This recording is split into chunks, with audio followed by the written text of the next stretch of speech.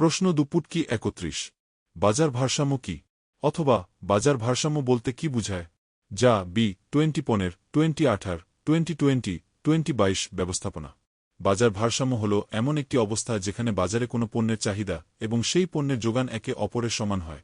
সহজতম ভাষায় বলতে গেলে একটি নির্দিষ্ট দামে ক্রেতারা যে পরিমাণ পণ্য কিনতে চান এবং বিক্রেতারা ঠিক সেই পরিমাণ পণ্য বিক্রি করতে রাজি থাকেন, তখন তাকে বাজার ভারসাম্য বলা হয়। বাজারে যখন ক্রেতা ও বিক্রেতার মধ্যে দর কষাকষি শেষ হয় এবং উভয় পক্ষ একটি নির্দিষ্ট দাম ও পরিমাণের ওপর একমত হয়, তখন সেখানে একটি স্থিতাবস্থা বা শান্তির পরিবেশ তৈরি হয়।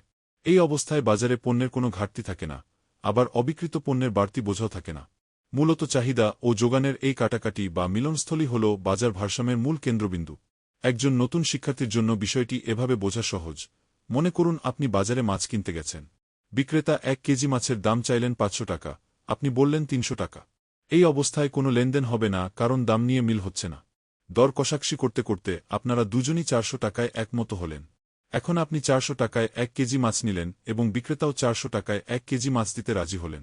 এই যে ৪০০ টাকা দাম এবং ১ কেজি পরিমাণ, এটাই হল বাজার ভারসাম্য। এখানে ৪০০ টাকা হল ভারসাম্য দাম এবং ১ কেজি হল ভারসাম্য পরিমাণ।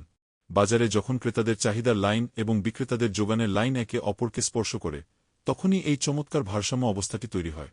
প্রদত্ত উত্তরের আলোকে বাজার ভারসাম্যের 10টি সহজ ও বিস্তারিত গুরুত্বপূর্ণ বৈশিষ্ট্য নিচে নাম্বারিং করে আলোচনা করা হল। 1. চাহিদা ও যোগানের পূর্ণ সমতা। বাজার ভারসাম্যের সবচাইতে বড় বৈশিষ্ট্য হল এখানে ক্রেতার চাহিদার পরিমাণ এবং বিক্রেতার সরবরাহ বা যোগানের পরিমাণ একদম সমান থাকে। এই অবস্থায় বাজারে কোনো পক্ষেই অসন্তুষ্ট থাকে না। 2. ভারসাম্য দাম নির্ধারণ। বাজার ভারসাম্যের মাধ্যমে একটি নির্দিষ্ট দাম খুঁজে পাওয়া যায়, যাকে ভারসাম্য দাম বলা হয়। এই দামে ক্রেতা কিনতে এবং বিক্রেতা বিক্রি করতে উভয়ই মানসিকভাবে এবং আর্থিকভাবে প্রস্তুত থাকেন। 3. ভারসাম্য পরিমাণের নিশ্চয়তা।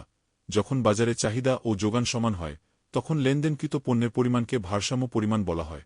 এই অবস্থায় বাজারে পণ্যের কোনো সংকট দেখা দেয় না। 4. স্থিতাবস্থা বিরাজ করা। বাজার ভারসাম্য হল একটি স্থির অবস্থা।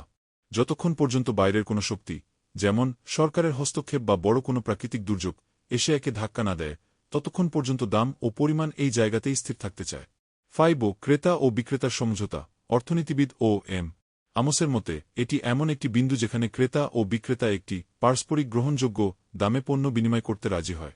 দর কষাকষির মাধ্যমেই এই সমঝোতা প্রতিষ্ঠিত হয়। ঘাটতি বা বাড়তি অবস্থার অনুপস্থিতি।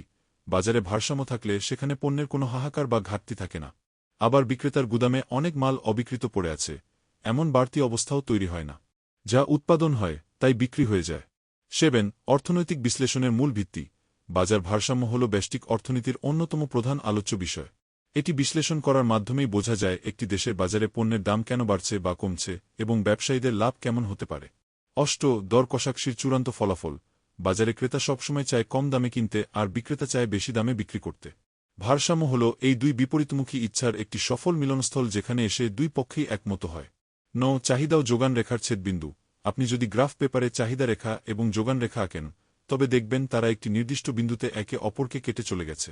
এই ছেদবিন্দুটি হল বাজার ভারসাম্যের জ্যামিতিক পরিচয়। 10. পরিবর্তনশীলতা ও গতিশীলতা। যদিও ভারসাম্য একটি স্থিতাবস্থা, কিন্তু এটি চিরস্থায়ী নয়। যদি হঠাৎ মানুষের আয় বেড়ে যায় বা কাঁচামালের দাম কমে যায়, তবে চাহিদা বা যোগান বদলে যাবে এবং তখন বাজার নতুন করে আবার কোনো একটি বিন্দুতে ভারসাম্য খুঁজে নেবে। আমি কি আপনাকে একটি রেখাচিত্রের ডায়াগ্রাম মাধ্যমে কিভাবে চাহিদা ও যোগান রেখা একে অপরকে ছেদ করে ভারসাম্য তৈরি করে, সে সম্পর্কে আরও বিস্তারিত তথ্য দিয়ে সাহায্য করতে পারি?